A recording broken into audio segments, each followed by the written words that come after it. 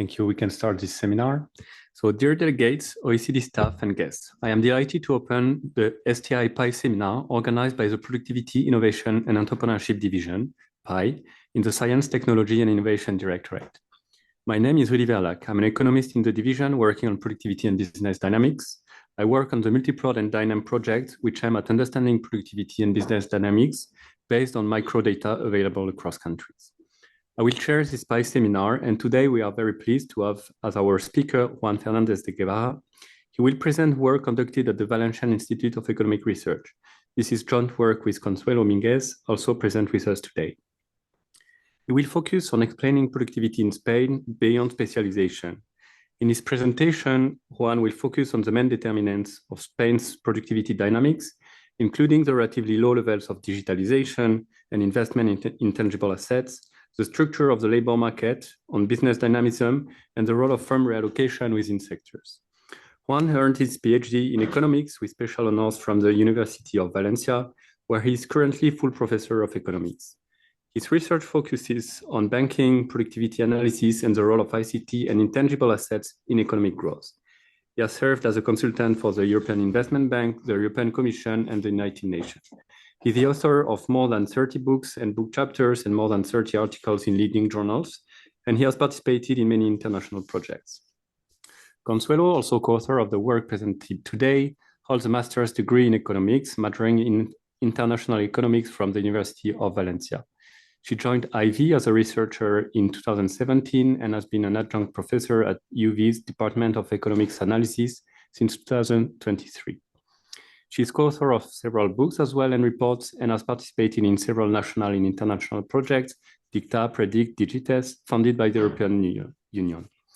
She specialized in microeconomic analysis, economic growth and productivity, digitalization and new technologies, and labor absenteeism as well. Let me mention also that we are working closely with Juan and Consuelo in the framework of our OECD projects, Dynamp and Multiprod. The insights from their research are very complementary to the work we do in our division, in particular looking at the role of intangible assets for productivity, digitalization, but also how the gaps in productivity across firms can shape aggregate productivity in general. The work that we'll present puts together many pieces of the productivity puzzle together, and it is a great illustration of a comprehensive productivity diagnostic. The insights that we'll present also go far beyond what is relevant for Spain and can serve as an illustration of productivity work across countries. Before we begin, I would like to remind everyone of a few housekeeping rules. So this event is conducted in a hybrid format. For those in the room, if you wish to ask a question to the speakers, please use your microphone. For virtual participants, you are welcome to ask questions through the Q&A feature in the Zoom application of the chat. Should you wish to speak, you may raise your hand and our technical team will assist you in enabling your microphone. Before handing the floor to Juan, I am really honored to invite Juan Francisco Jimeno to deliver some opening remarks for this seminar. Professor Jimeno is an advisor in Banca de España and the president of the Spanish National Productivity Board. Professor, the floor is yours. Okay, thank you. Thank you for the invitation to participate in this seminar. I guess you can hear me well? Yes. Okay, so I'm very happy to open this discussion about Spanish productivity. As you know, Spain has been a laggard in productivity growth since the 90s, and there has been a lot of discussion about what are the main reasons for such a poor performance of productivity growth, both labor productivity and total factor productivity. Some issues have already been mentioned, like sectoral specialization, low quality investment.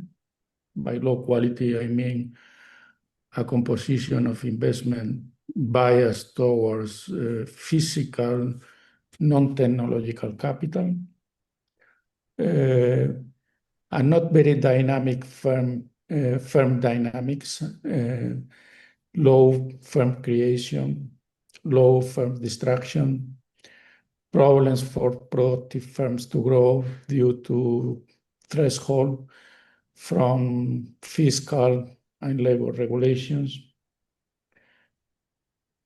And more recently, some delays in the adoptions of new technologies, and in particular, AI technologies.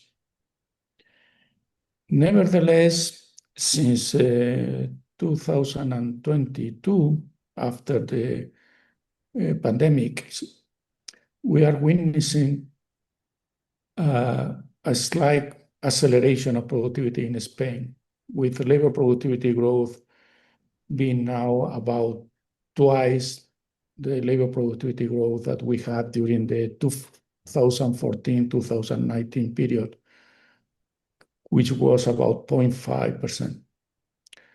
There is also some recovery in total factor productivity growth that during the last decade was mostly negative, according to the standard measurement of total factor productivity. So there are some positive signals, and the question is, what is the nature of this recovery? What are the drivers now of the recovery of productivity growth that were not functioning in the past?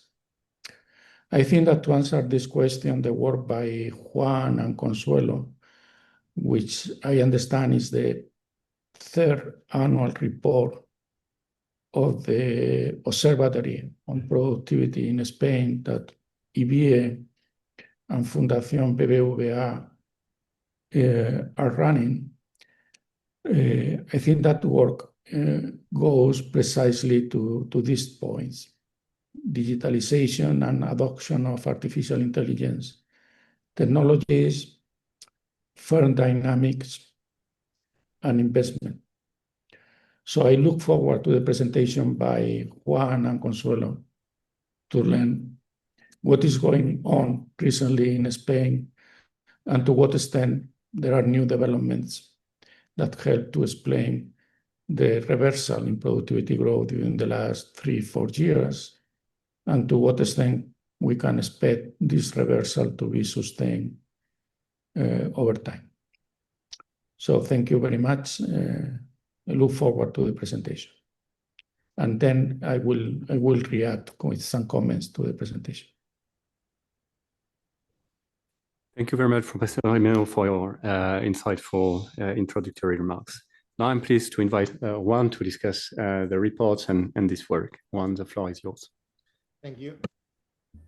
Thank you everyone for coming here to this session of productivity. Thank you to the ambassador.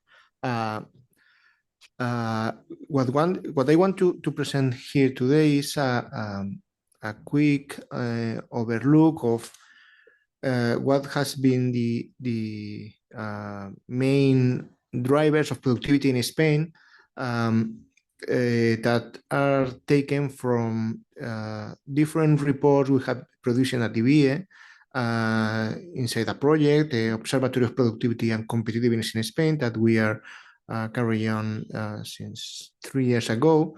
And I want to structure my presentation on a brief introduction of what is Ivie and what is the Observatory of Productivity, what are our main aims, and then to ulterior points in which we will show what has been the evolution of productivity in Spain, what are the main facts that characterized productivity, and then a long section trying to understand what are the drivers of the evolution we have presented in the previous section.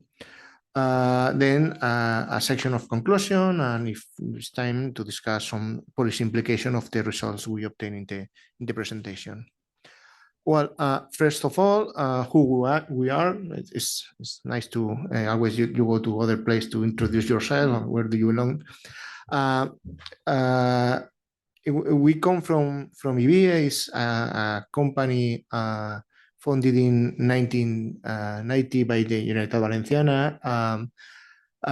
It has a corporate structure that the shareholder are institutions, foundations that don't, Universitat Valenciana, that don't have profit aim, so that in fact, although Ivie has the structure of private company, in fact, it can be considered as a kind of foundation, which its main aim is to foster economic research in Valencian region or in general in Spain. We are a small institution. There is only 26 people at the staff, but there is a network of researchers, 29 people, who are typically from the university. For example, I'm a professor at the University of Valencia, and I collaborate habitually in projects at Ivie. Consuelo is a staff of Ivie, and she works in the projects there. One of the initial areas of research of Ivie was capitalization and growth, in which since the very beginning of Ivie in the 90s, we developed the first estimates for Spain for capital stock.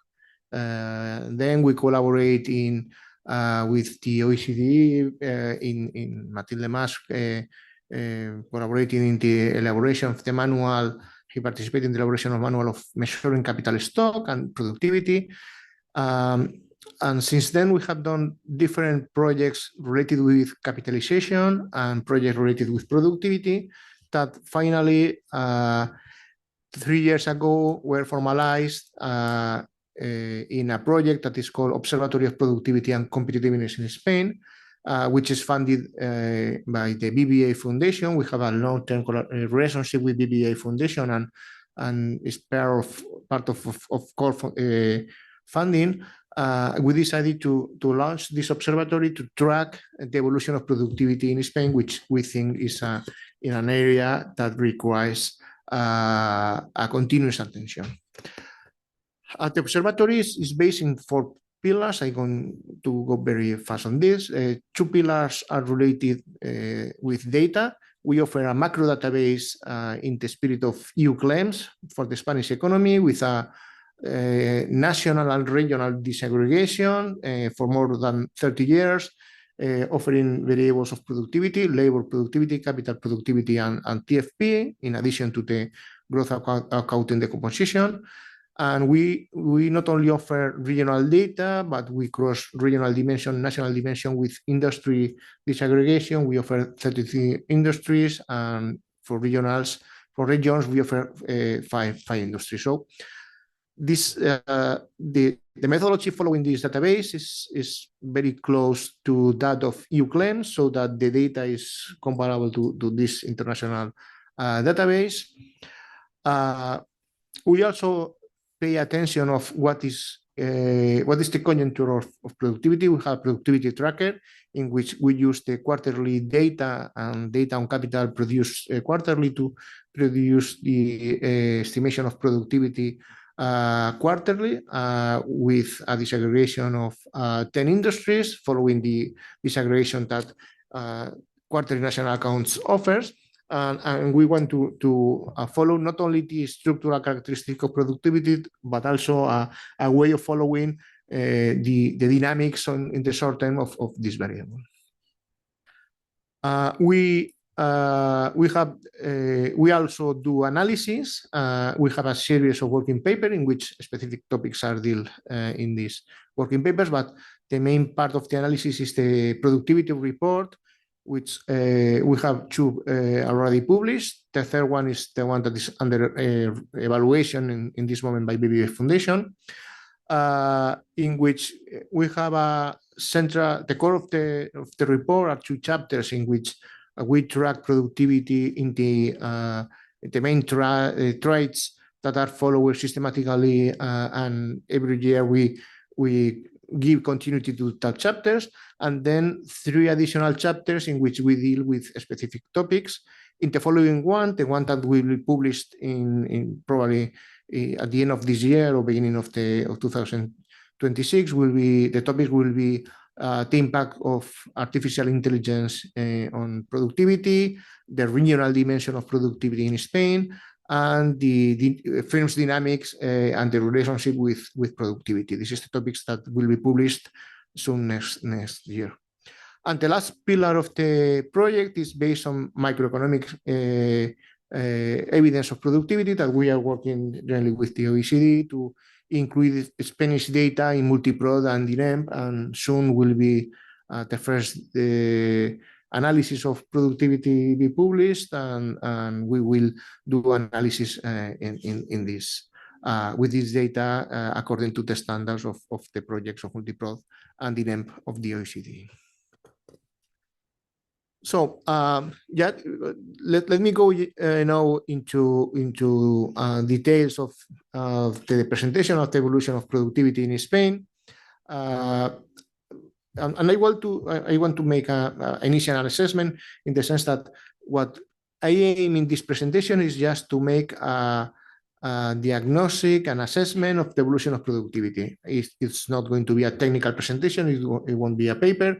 It's just the description of facts that characterized Spanish productivity since a long-term perspective.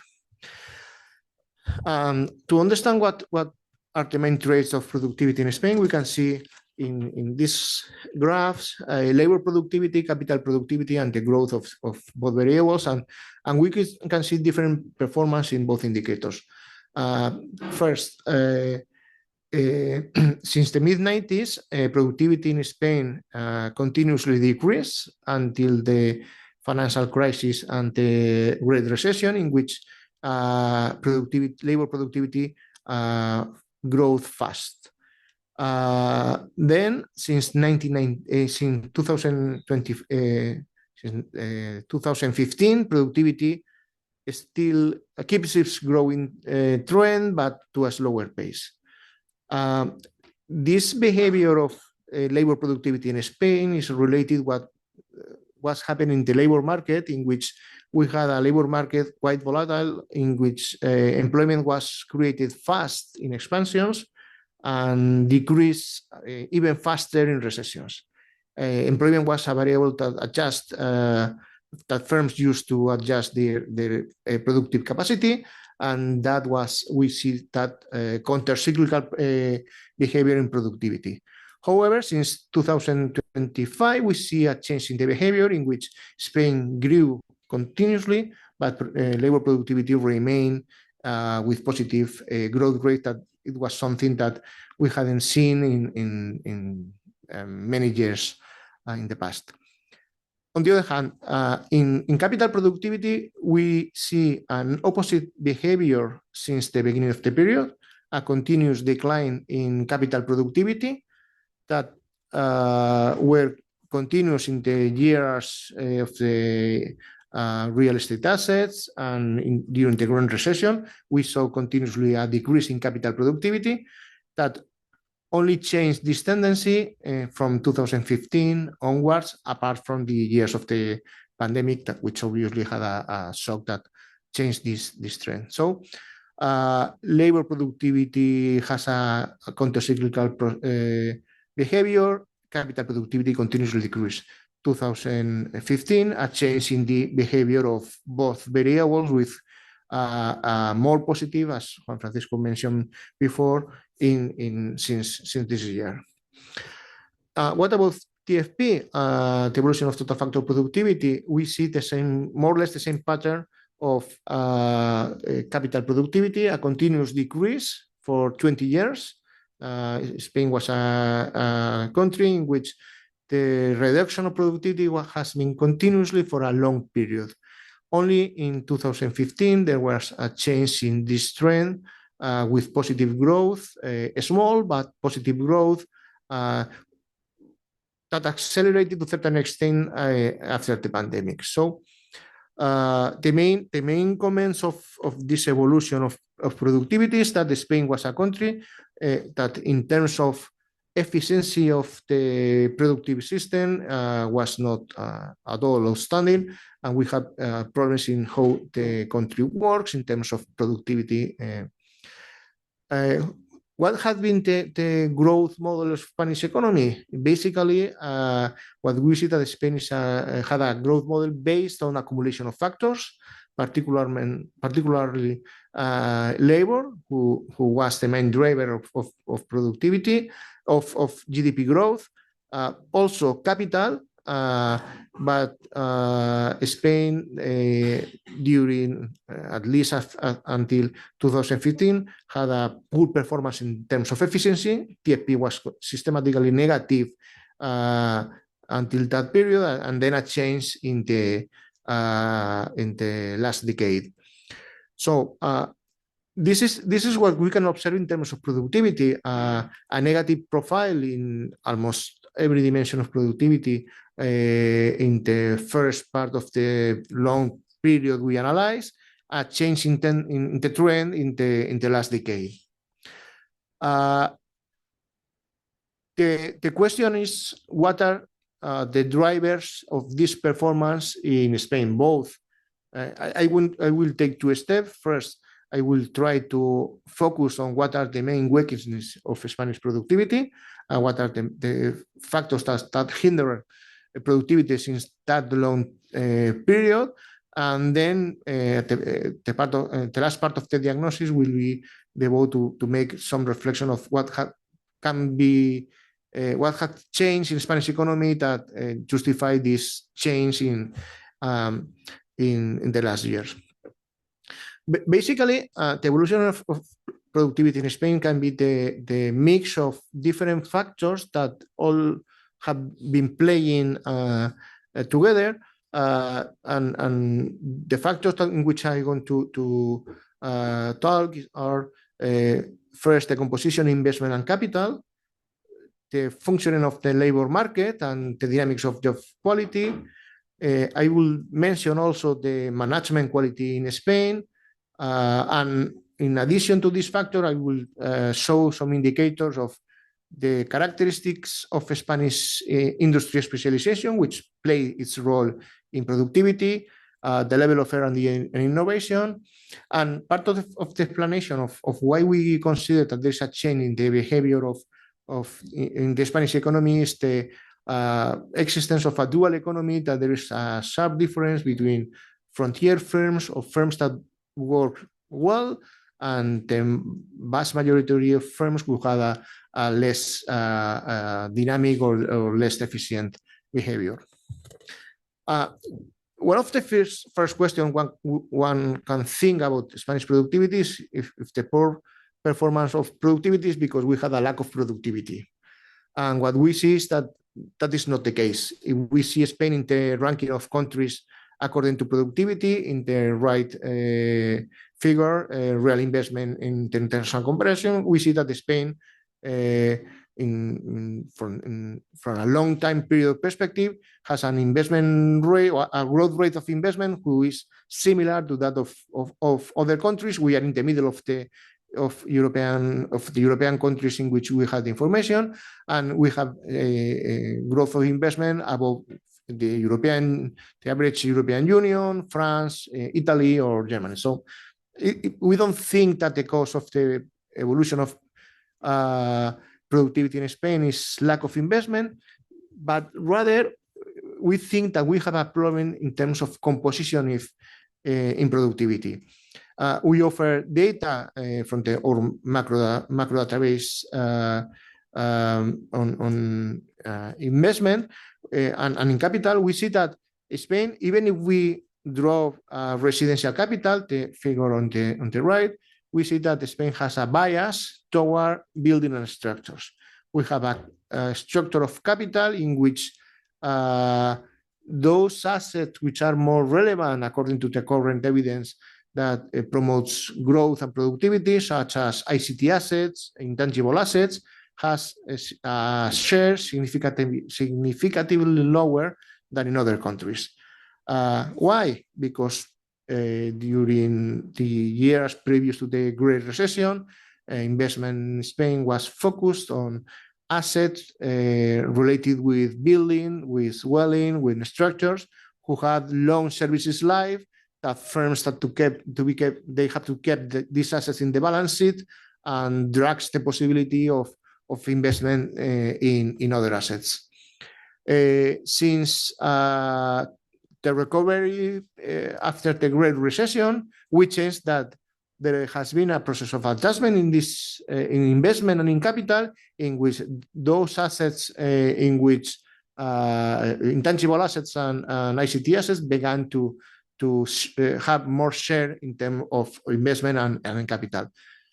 So part of the explanation, maybe of the change in productivity in recent years, maybe in the correction of the excess of the years of the real estate bubble and reorientation in our investment.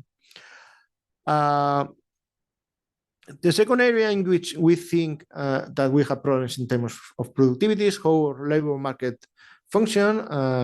And Spain is characterized by many facts that are summarized in this slide. We have high procyclical structural unemployment. Employment is the variable that has been used traditionally for adjust the economy. We had a high, traditionally we had a very high duality in the labor market. We had permanent contracts which had very high cost of dismissal, where temporary contracts were easy temporary people were easy to dismiss and to get rid of the firm, and that was the traditional adjustment method of that firms used. We also have mismatch in what firms demand to do the digital transformation or the change in how they produce, because there is a lack of workers with enough skills and qualification related with these new technologies. And we have also institutional lacks in how our country works in terms of the performance of public employment services, and on other aspects like the bargaining within firms and workers are carried out. So some figures just to reinforce these ideas. We can see the share of temporary workers in Spain compared to other economies, and we see that in Spain, up to the last labor market reform, was the largest among the countries shown in European countries. In 2000, at the end of 2001, there was a change in the labor market regulation that has produced a drastic reduction in temporality. Still, we are among the countries with highest temporality in Europe. This is formal temporality, temporal contracts over total contracts. But if we analyze in depth, the temporality in Spain still is working, despite it's not possible to hire people with temporary contracts. We have data on all the contracts signed in Spain, and we have looked at that database trying to assess if the probation period of contracts are used to hide temporality. In this slide, you can see, for example, in 23, we can see that of all the permanent contracts signed in Spain, 50%, half of them, were permanent contracts. In fact, the person who were contracted didn't have any additional contract in a year, in the following year. However, for example, in 2023, 24% of the person who had a permanent contract in that year, had additionally 3 more permanent contracts within a year. So what we think is that firms are continuously doing the same thing. They are using the probatory period of contract, of permanent contracts, to hide temporality. They are not legally allowed to do that, but the mechanism in firms are still present. So temporality is a problem in Spain, although the regulation has limited that mechanism, and firms try to avoid this regulation using what they can. But there is also a problem in terms of mismatch in the labor market. Spain has improved significantly during these 30 years in terms of the level of education of a person employee, but we have a problems in terms of skills rather than education. For example, employment in high skilled occupation in Spain is the lowest across the OECD countries. I think we have in this figure. So we had a problem in the labor market because the share of high skilled workers is small, and we don't have perspectives that we can jump into ranking, because the share of student enrolled, for example, in STEAM degrees and studies are among the lowest in Europe. So we have a lack of qualified persons in that areas in which are supposed to be more beneficial for the increasing productivity, the digital transformation, the adoption of artificial intelligence, and so on. We have problems in capital, we have problems in the labor market, we also have problems in terms of the management quality in Spain. This data is quite old, is from the World Management Survey, which has long not been updated. But what we clearly see is that on average, the management quality in Spain is lower than in other countries. From the countries we saw, the large European countries and the United States, Spain is the country with the lowest average. But it's interesting to note that weakness of Spanish economy in terms of management quality is particularly severe among the firms with lower size. And precisely, Spain is a country in which smaller firms has higher weight than in other countries. Large Spanish firms seems to be managed as efficiently as well managed than the best examples in the figure. But the problem is with those firms of a smaller size. This points, or this idea points to something that I'm going to talk soon, that is the duality we consider that there is in the Spanish economy within firms. But there are also structural problems in the Spanish economy. We have a productive specialization bias toward less with industries with less productivity potential than in other countries. For example, we can see the 33 niche industries in which we can calculate total factor of productivity. We see that we are specialized in trade, real estate, public services, construction, accommodation, and food services, in industries in which the productive performance is worse.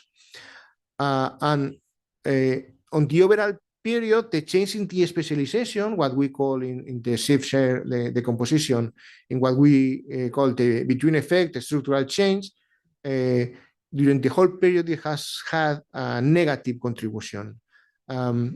Only after 2015, there is a small change in how Spain growth, and the structural change toward more productive activities has begun, but it has limited impact in comparison to the overall evolution of productivity in all industries.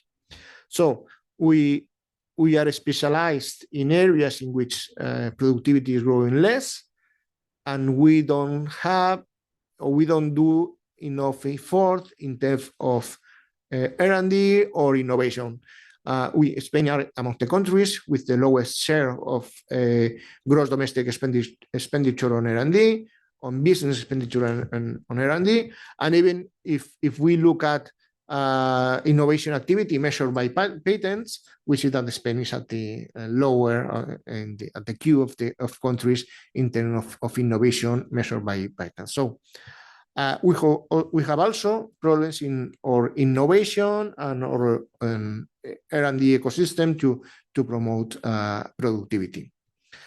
So we have different reasons why productivity has been working bad during the whole period we analyzed, but the question is, as Juan Francisco mentioned at the beginning in the presentation of the seminar, why productivity has improved since 2015. Well, one of the reasons is that after the financial crisis and the Great Recession, the structure of capital and the adjustment of the excess of capacity of investment has been reducing. Spain has had a very fast process of deleveraging and reduced its debt. There has been a reorientation of investment, as I have already mentioned, toward intangible or toward ICT assets. There have been taken measure of flexibility in the labor market, in other aspects in the Spanish economy that have had also effects. But one of the explanations what we think are particularly relevant in Spain is that we have a dual economy, not only in the labor market, but also in the productive structure. To reflect this, we have prepared this slide in which we saw, following the ideas of the OECD, the difference between the productivity in the frontier and the rest of firms in the productivity distribution. We classify firms within each industry according to the quartile of productivity. The frontier are those firms that are at the top 5% of productivity in each industry. And we see that there is not only a difference in the level of productivity in the productivity index, but there is also a problem in how productivity has grown across industries. In the frontier or even in the quartile of higher productivity is growing faster than the rest of the distribution of the economy. And this is particularly true for the services sector, which account for the largest part of Spanish economy. Spain is a services economy, and productivity in the frontier is growing fast. On the contrary, in manufacturing, we are seeing an stagnant in all the years. The final level of productivity in the manufacturing industry is similar to that of the beginning of the period. So in services, productivity of frontier firms is performing pretty well, where in other sectors, particularly manufacturing, is not happening in the same vein. But what about the distance to the frontier? What is the behavior of the remaining firms, those that don't belong to the frontier? What has been the behavior? Well, interestingly, in services, which the frontier was growing, the distance of the firms is maintained more or less constant all over the period. So in services, firms are in the frontier are increasing their productivity, and the remaining firms are keeping the distance. They are not converging, but they are not departing from that frontier. In manufacturing, the frontier is stagnant, but laggard firms are converging to the frontier. So part of the explanation, in our view, that are causing this change in the trend of productivity is what is going on inside industries, in which the reallocation of factors toward more productive firms might be part of the story that we observe in the aggregate level. We can classify Spanish industries according to their evolution in terms of the movement of the frontier and the movement of the laggard firms. And we have classified them in the 4 quadrants according to the combination of movements. And we can see that the most virtuous quadrant, that in which the frontier is growing above the average of the economy and the laggards are catching up the frontier, we can find there 2 sectors, transport and publishing, audiovisual and broadcasting activities. This is the more virtuous industry in Spain, in the sense that the frontier is growing and laggards are approaching, but also find that some industries that has relevance in the Spanish economy are in the quadrant in the right upper part of the diagram, in which the frontier is growing but laggards are diverging. there we can find the ICT producing industries, professional scientific and technical activities, administrative and support services activities, and education. In this quadrant, we have a good performance of the best firms of the industries, but a lack of convergence of laggards. And what is more worrisome for the Spanish economy is that those industries that have higher share in our specialization, such as trade, accommodation, energy, are in the less virtuous quadrant, in which the frontier is not increasing and laggards are diverging. So although in some industries seems to be performing reasonably well, in other industries, and particularly in those in which had more share in the Spanish economy, we have progress.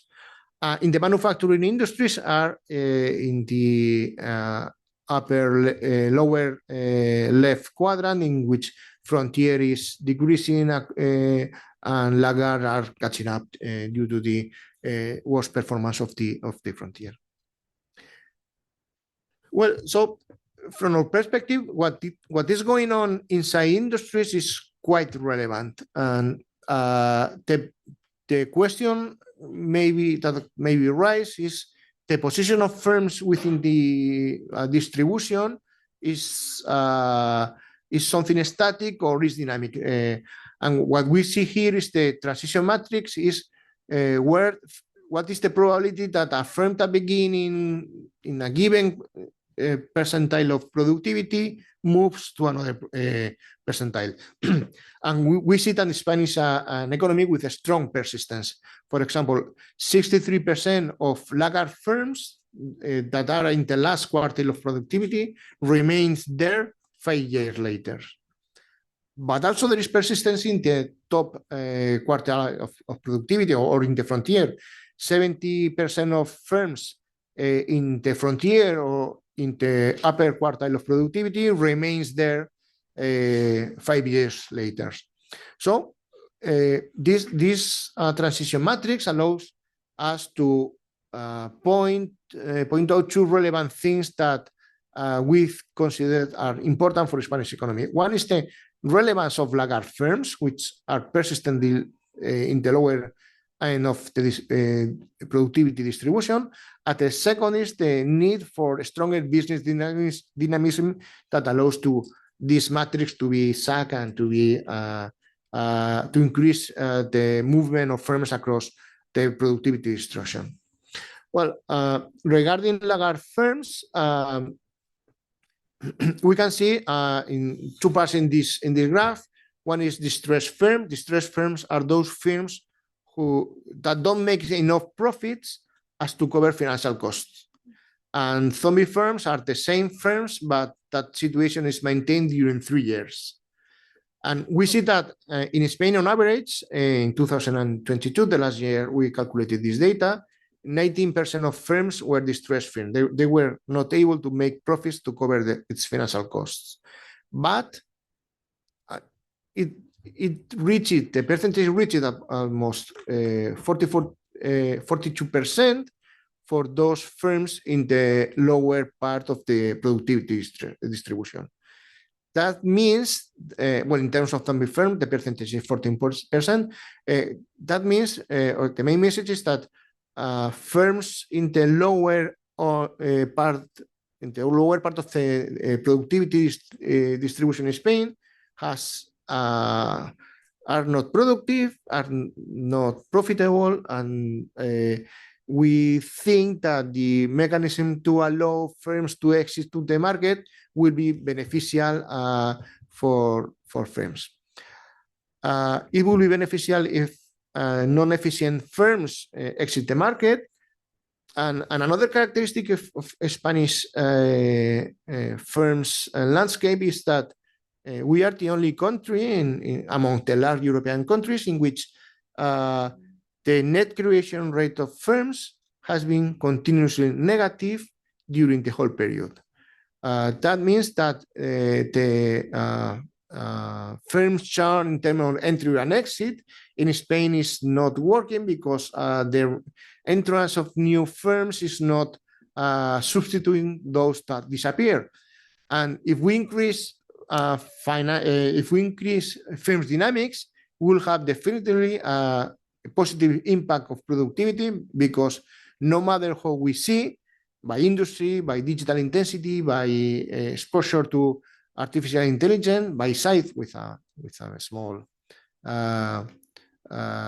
question for large firms, we see that entrance firms in Spain has higher productivity than incumbents, and that exiters had lower productivity than incumbents. So if we get to accelerate the Spanish firms dynamism, overall productivity probably will increase.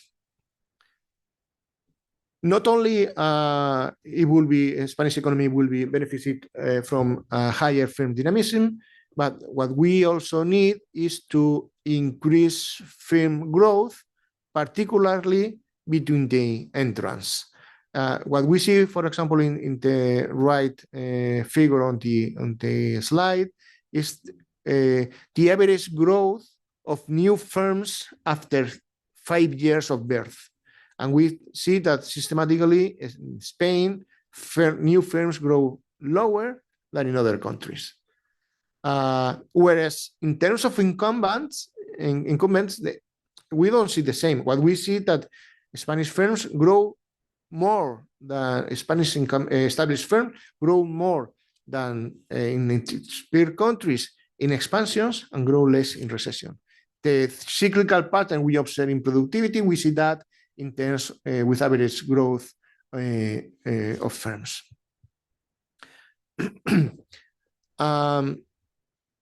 We have done the same type of exercise of classifying firms according to their the pattern of growth. In this diagram, we have on the x-axis, the horizontal axis, how much entering firms growth, and the vertical axis we have the growth of established firms. What we see is that there is industries with a relevant share of the Spanish economy, 26% of the employment of Spanish economy, which is in the dynamic sector, in sectors in which both established and new firms grow faster than the average economy. But there is also a problem in sectors that has a relevant weight in Spanish economy, that 42% of Spanish employment is in industries with a stagnant sector. That means that both new firms and established firms grow less than the economy. So there is a problem of firm dynamism in Spain, particularly in more traditional industries, in those that have more share in our economy. So let me move to the main conclusion. The Spain productivity, the Spanish profile of evolution of productivity has changed since 2015, and what we can assess, in my opinion, in this moment, is that it has changed from a counter-cyclical movement to a pro-cyclical movement of productivity, which is the habitual thing in developed economies. There have been a change. It will be a permanent change in terms of a more virtuous growth model based on productivity. I'm not sure if I can sustain that statement, but what I can think is that it has changed to be a pro-cyclical behavior, which is at least a relevant change in my view. And the performance of productivity in Spain is no more or no less than the image of several structural weaknesses that are related on how, not so much in how much we invested but what was the structure of investments. We invest less in ICT and intangible assets than in other countries, and more in real estate, in structures and buildings. We have a specialization. We have a specialization based on industry with a slower productivity growth. And we think that is particularly relevant that we have barriers to firms' growth and to the enter of new firms. We also consider that we should improve our corporate governance and management practice. And if we have to enter into policy implication of the diagnosis we have performed, we think that we need investment and to do measure in terms of investment and productive capital, continue in the reorientation of investment toward more productive assets, and to this end, in the sense that particular intangible assets needs basically funding from sources alternative to banking asset, which is the core of Spanish banking financial sector. We need alternative source of funding. We need to evaluate the effects on investment and capital of the next generation funds. We need also measure on innovation and digitalisation, strengthen the R&D ecosystem and public policies. We need promote university and technology transfer. We need to improve the business dynamism in the Spanish economy. All the aspects related to regulatory barriers to growth, regulatory barriers to entry and exit the market are particularly relevant. We think that is a key aspect to foster entrepreneurial culture, to foster the ambition to create businesses and make them career. Of course, the improving the funding structures. We need to deepen in the labor market. We need to make sure that firms can mix flexibility in their capacity to adapt to external shock with the temporality of in the economy. We need to consolidate the improvement in quality and skills of the labor force. And we need to improve corporate governance and resource allocation and financial by improving the professionalization of business management and the flexibility of creating, funding, and developing new businesses. I think this is all on my side. Thank you very much for this very rich and insightful presentation. So before opening the floor for questions, I would like to give the floor to our lead discussant who will provide some reactions to this presentation. So I want to invite Claudia Ramierez Bulos, who is a senior economist at the OECD, currently head of the desk for Chile and Spain in the OECD. So she has more than 14 years of experience also at the Mexico's central bank in quantitative and qualitative analysis in various research and policy areas, including financial stability, macroeconomic analysis, and climate change. So the floor is yours, Claudia. Thank you so much. Good afternoon, everyone. First, I would like to thank the colleagues from STI for inviting me to talk here and present some reactions to this presentation. And thank you, everyone, for being here. I would like to start by, can I have that? Yeah. By highlighting that boosting productivity is and has been a top priority at OECD countries and policymakers, and it drives not only economic growth, as you know, it also has like higher incomes and better living standards and better well-being. So the OECD has encouraged the creation and strengthening of pro-productivity institutions, such as this observatory and also other productivity councils, like the one presided by Dr. Jimeno, and also in some other countries such as Chile and other countries, they have a very important productivity councils that lead this kind of analysis.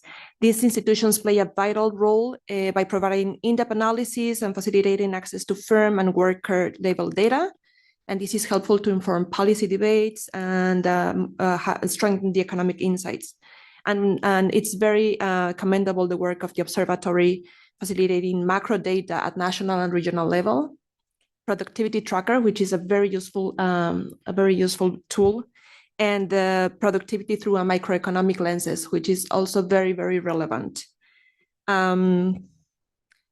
Just one step back to talk a little bit about Spain in recent years. And I think this is a very important graph that I want to show to you. The Spanish economy has shown resilient and steady economic growth in the last years. It has surpassed European countries. As you can see here, the red line is Spain. It had a very pronounced decline after COVID and small recovery, but then it accelerated this recovery. And today it stands almost 10% above its pre-pandemic levels, compared to France or Italy, who are closer to 5% above, or Germany, which has barely improved. And GDP per capita has also improved in the last years, even with growth population, because migration has also improved the population. But GDP per capita has not caught up to the level of peer countries, despite this recent improvement. So it's a good improvement. It's worthy to mention this, but it's also important to show that productivity would help to increase this living standards. And so this is just a summary, but to keep all what we have heard with a comparison with OECD and other European countries. Labor productivity has increased in the last couple of years, as you can see on the left-hand side. Also, the TFP, the total factor productivity, has improved in the last years. But when we take a longer-term perspective, it remains, the productivity levels remain below those of other European countries. And also in terms of the TFP, in terms of long-term perspective for Spain, it still remains below the levels observed in 1997 or before. The graph on the right is from the Central Bank of Spain, and this has shown these differences, but it's also promising to see that this has changed in the last years. So the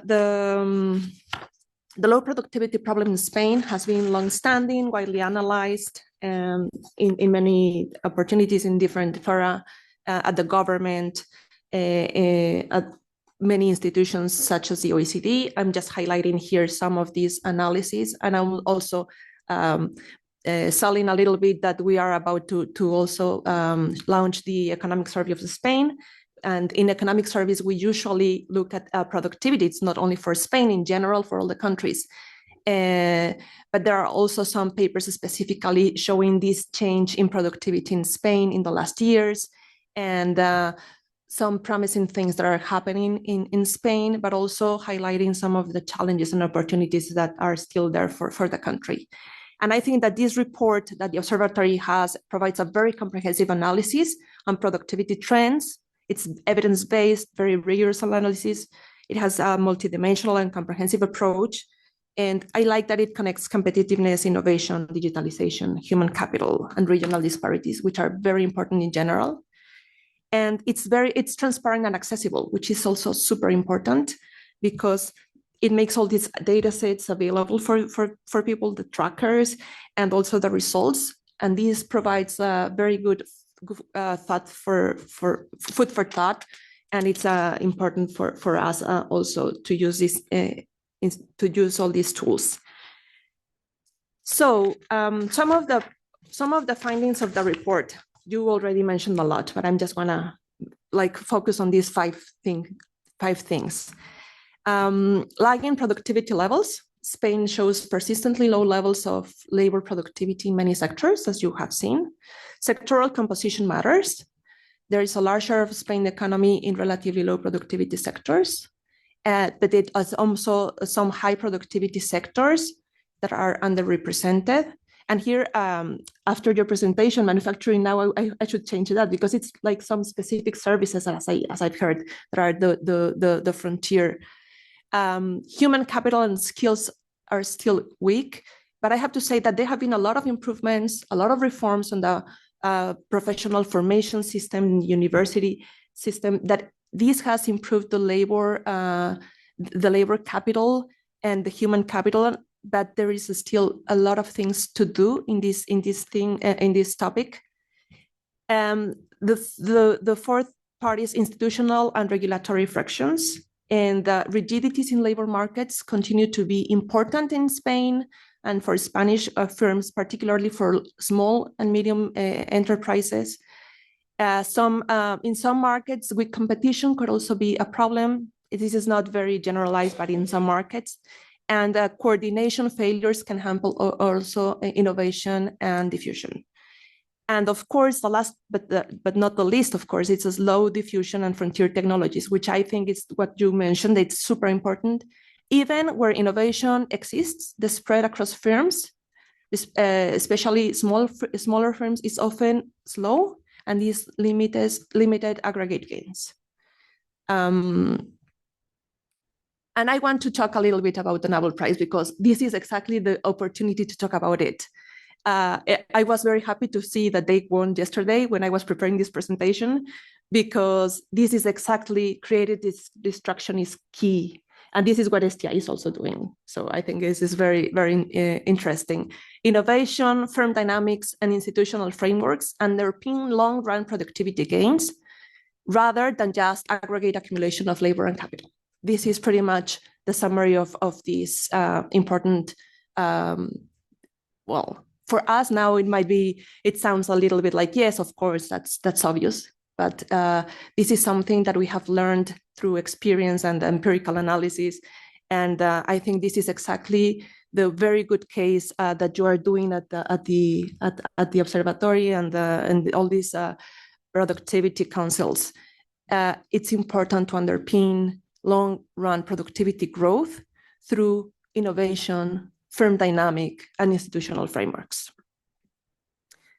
So, does Spain need more innovation and creative destruction? Well, there is a need for dynamic competition and turnover of firms. Smaller firm birth and death rates are similar for me than peers, even though you say that it's the net firm dynamism is negative.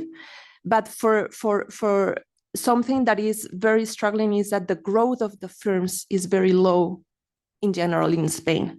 So there is a need for more dynamic competition and turnover of firms. Innovation, demand, and diffusion is also very important. Innovative firms represent around 30% of total firms versus 50% in the EU average. So more innovative firms are necessary. The role of human capital and knowledge accumulation. Adult training is also very important, especially in a country that is aging.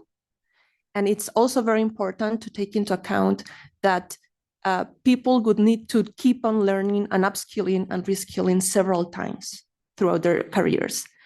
And this is something that we need to take into account when designing policies. And also, young people leave school earlier than in other European countries, so it is also important to incentivize young students to keep on learning. And sectoral heterogeneity. Spain is diversifying export services beyond tourism, which is super good. This is part of the good performance in the last years. So it's very important to keep on diversifying the economy towards more industries. And just my final part, especially some suggestions for future reports and also for collaborations. And also because we're doing a special chapter in the survey about SMEs, I think it's very important to enhance these SME-focused insights in the reports. Is there enough creative destruction? More international comparisons is always good to have like a good comparisons, because then you have where can Spain go? How does it compare to other countries? Stronger policy translation into actionable guidance. it's very important to think about implementation of all these reforms and of all these policy measures, because one thing is just to make a recommendation, and then how do you implement them? This is very important. And also, there is complementarity. It's not only one policy going on, it's like several policies that need to take place more or less at the same time, because they complement each other. So I think this is very, very important also. And thank you very much for your presentation. I learned a lot. And I hope this also opens a discussion for more questions. Thank you very much, Claudia. So we have also the honor of having Spain ambassador to the OECD with us. Ambassador, if you would like to have some reactions to this presentation, you are very welcome.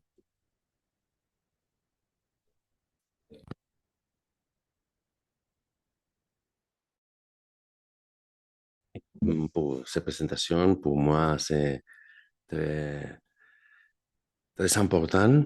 Nous avons ce moment de la discussion de le travail d'Espagne. La productivité pour nous, c'est la clé de l'avenir. Je pense que, comme ça dit, il y a un processus positif, mais nous sommes très loin de notre objectif. Mais je remercie les participants, tous les commentaires et toute votre étude. Pour moi, notamment la présence de Ivie, que c'est une grande institution valencienne et espagnole. Je pense que la collaboration avec l'OCDE, c'est très important. Merci beaucoup. Thank you very much, Ambassador. So now I would like to open the floor to questions. So if you are in the room, please use the microphone. If you are participating online, you can ask questions through the Q&A facilities in the chat, or you can also raise your hand if you wish to speak, and we will help to unmute yourself. I think we already have one question, so sorry.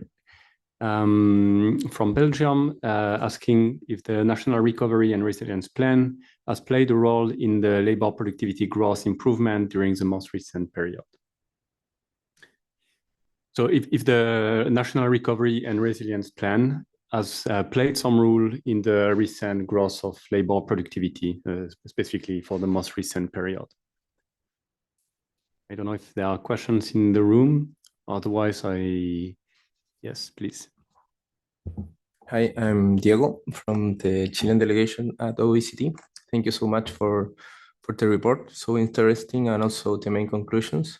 I only have a little question. It's about migration, that was of the main drivers of the last growth of Spain, and also have important mismatch in the labor market, like overqualified people that is not working in works to that skills. So if you have analyzed that, if it has an impact or not, because in growth, I know that was so important, but in productivity, it could be useful to know your analysis and conclusions. Thank you.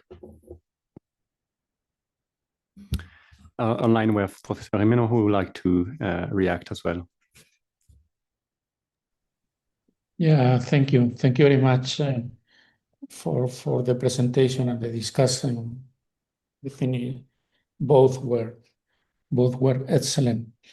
And I just wanted to emphasize some things about the presentation and about the discussion.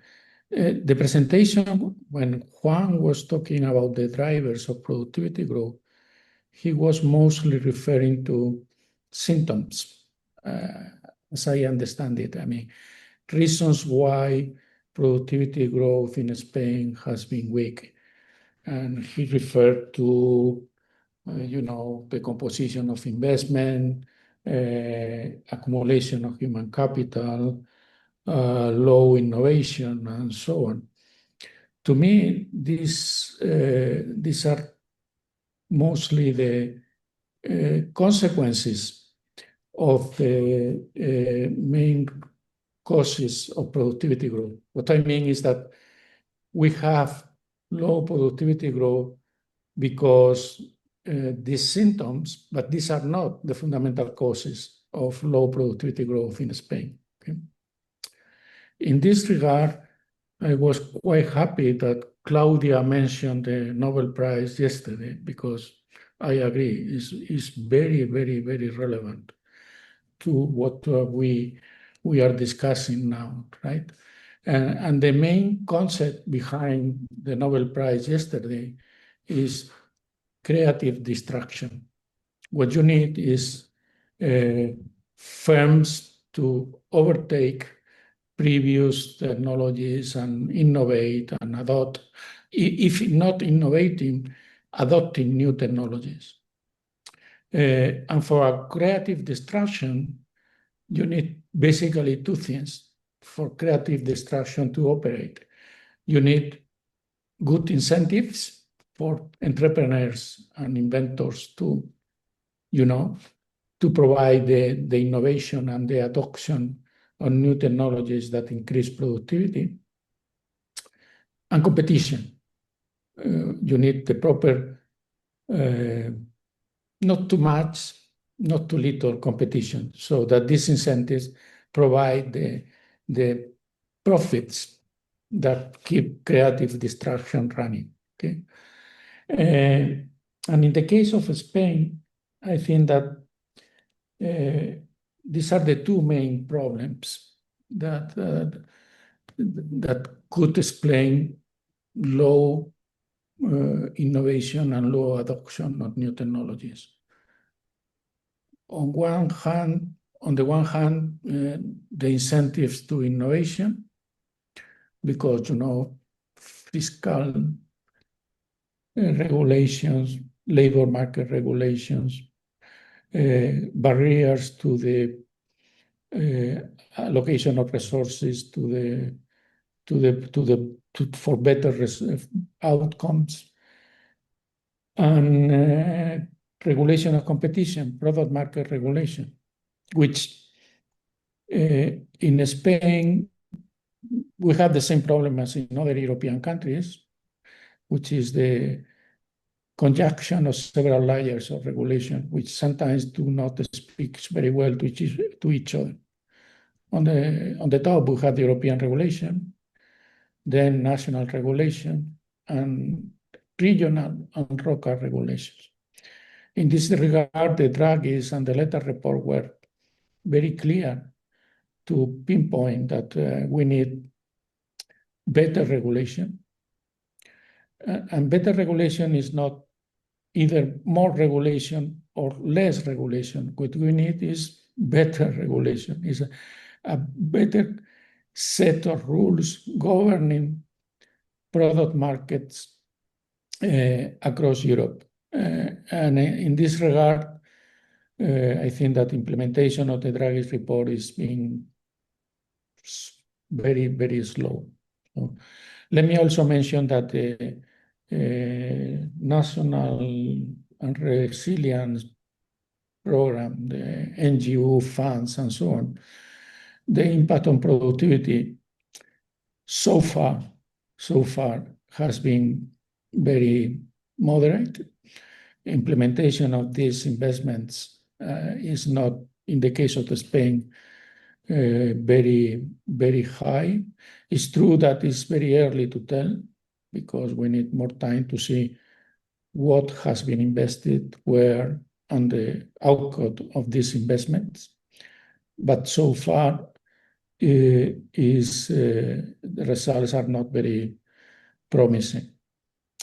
And I also welcome the question about immigration, because looking ahead, one main problem for Spain is demographics and the economic consequences of demographics for growth, which are very, very deep. And in particular, given that the only way that we can sustain working age population growth in the future is through immigration, immigration policies become key as a pillar of a strategy for productivity growth. And so I think this is a very good question. The conventional wisdom is that upon arrival, immigrants are less productive than the natives. But then if integration policies are good enough, productivity growth is higher among immigrants than among natives. So we need also to rethink selection policies for immigration and integration policies for immigrants. So thank you. Thank you very much. I maybe also have a quick question. So in your presentation, you really show these differences in productivity between the top frontier firms and the rest. And the top frontier firms are a relatively narrow set of firms. So I was wondering if you also have some insights on whether the factors that you discussed at the macroeconomic level also apply between these firms. So for instance, and in relation to this creative destruction process, whether there is more concentration of innovation, high skills, and other factors, or like accumulation of intangible assets and so on, at the frontier versus the rest of firms. So hello, my name is Sumagusum Chawish, and I also have one question. So I was wondering if there are, so what are the main recent government interventions to overcome the challenges you face that you mentioned regarding less innovative firms or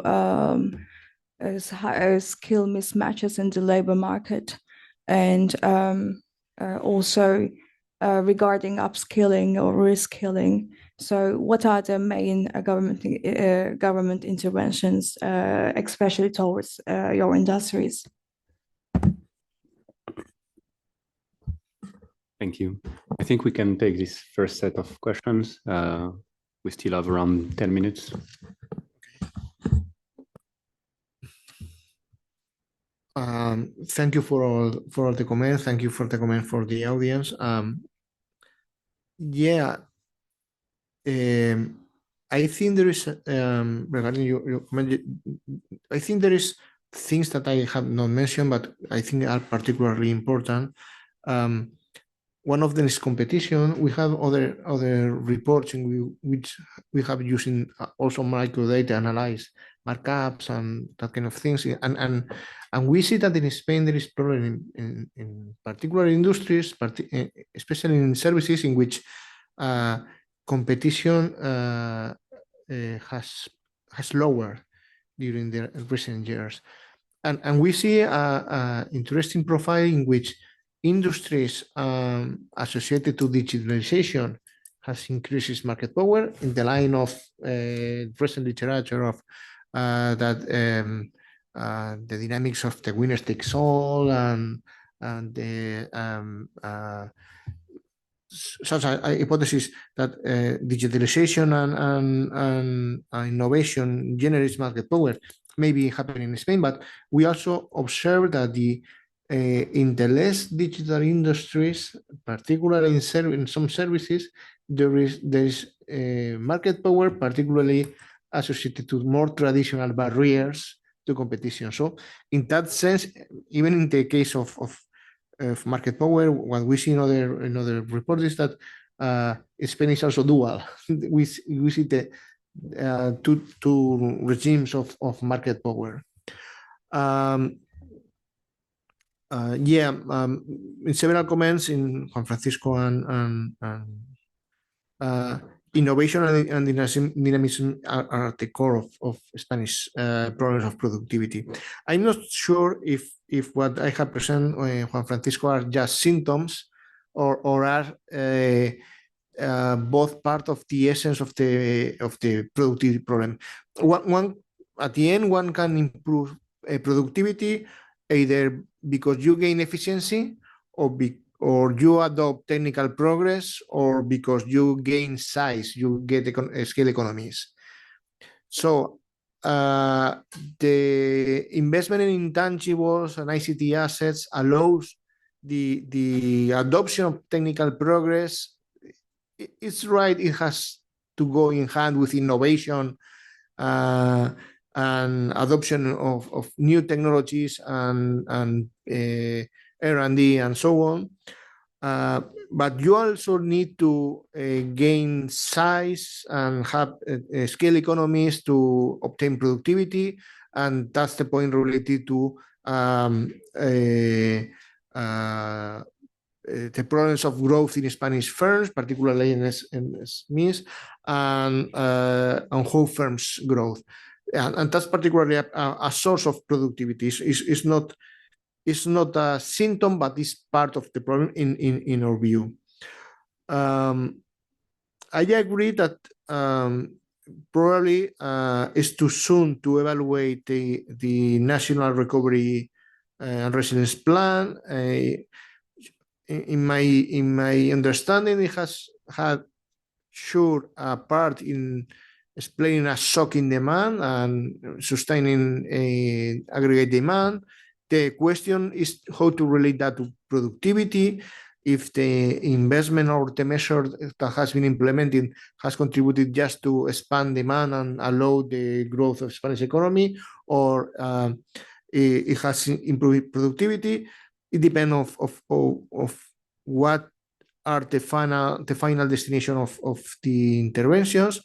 But what I think is compulsory in Spain, and the question addressed directly, is the need that in Spain have that we evaluate correctly the policies.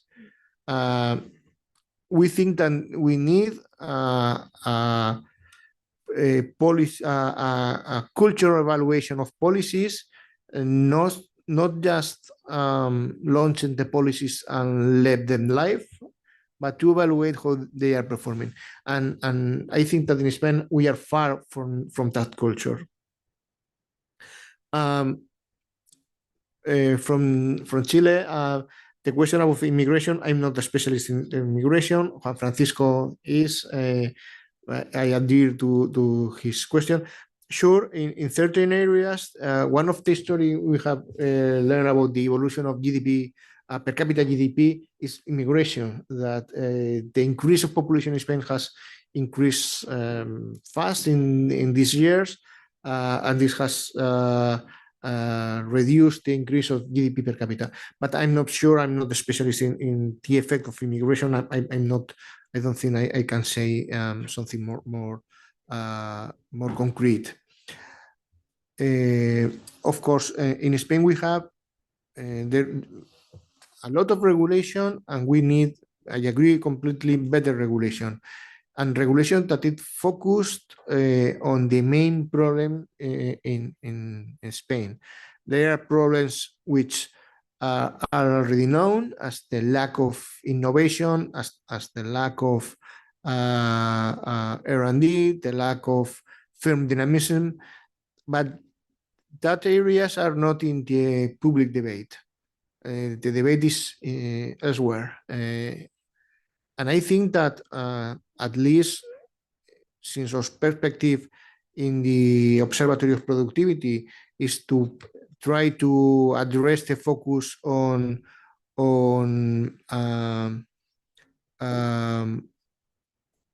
what are either symptoms or causes of productivity, but the point of the observatory is to address the attention to those things that we consider that are relevant in terms of economic policy in Spain, and to say that, okay, maybe it's not the first priority a politician has in mind, but in the long run are the things that may generate a better quality of living, despite are not the more trendy or the more important issues.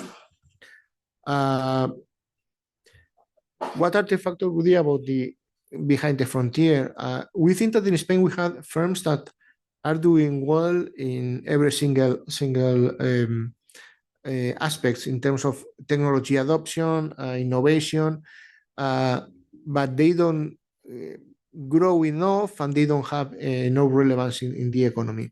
There was a slide we had prepared, but at the end we say to drop is Spain is among the European countries in which their share in international market has remained constant in the last 20 years. Whereas Germany, France, or Italy has decreased its share in exports in the international market, Spain has been able to keep their share in international markets. Another important change in Spanish economy is that where traditionally Spain was a country with